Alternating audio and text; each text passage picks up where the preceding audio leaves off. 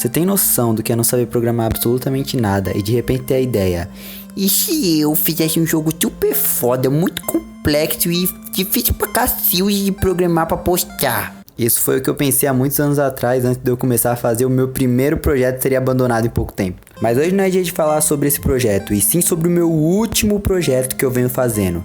Depois de ver o quanto era difícil programar, eu recorri à solução mais fácil que um jovem que sonha em fazer um jogo pode encontrar: o RPG Maker.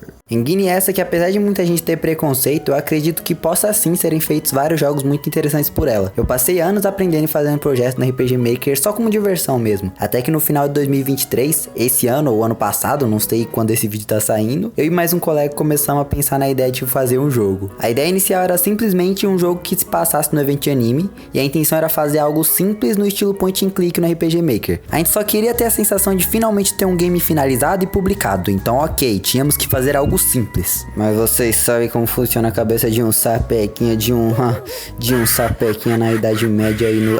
você sabe como funciona. Nunca que isso se tornaria um jogo simples e rápido. Mas suave, deixa a gente sonhar, vamos lá. A primeira coisa que eu deveria me preocupar era com o combate. Sim, o combate em um evento de anime. Pera que já a gente chega lá e eu explico melhor. Pra quem não sabe, o sistema de combate do RPG Maker normal é aquele de turno classicão, sabe? O que seria suficiente pra um projeto simples, mas como eu disse, a gente queria um pouquinho a mais. Então, recorrendo aos plugins feitos pela comunidade do RPG Maker, eu peguei um sistema de combate tático muito legalzinho e pensei: isso é perfeito! O porquê que esse sistema era perfeito? Calma que eu já explico também. Agora que eu tinha o sistema de combate, pronto.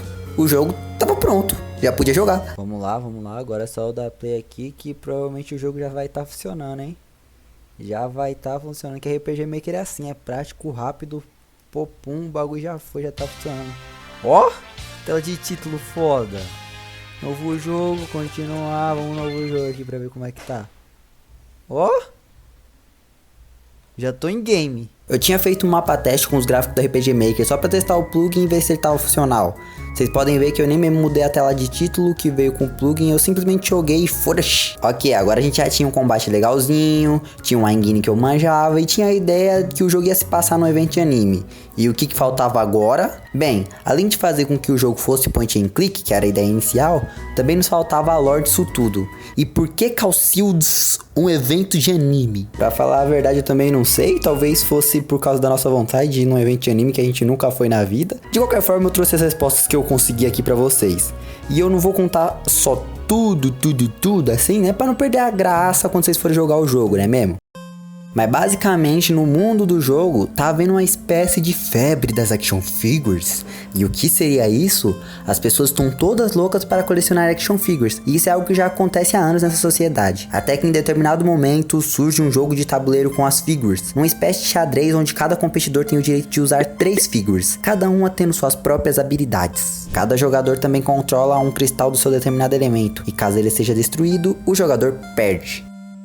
Vocês provavelmente perceberam que isso tem claras inspirações em jogos como Yu-Gi-Oh! Monster Collision e Duelist of Roses. Nem sei se eu falei certo, meu inglês é paia. Sorry for me. E além desses, vocês vão ver que mais pra frente também vai ter várias semelhanças com o Yu-Gi-Oh! GX Tag Duel. E eu achei super válido me inspirar nessas maravilhas dos games. Então quer dizer que isso é só um jogo onde você coleciona action figures e luta contra waifus e nerds bizarros em um evento de anime? É exatamente isso, meu amigo. Depois de mais vários ajustes, o jogo começou a pegar forma. Eu já sabia, por exemplo, os lugares que o nosso player poderia andar pelo evento. Começando pela fonte, que era uma espécie de parque com alguns banquinhos e tal.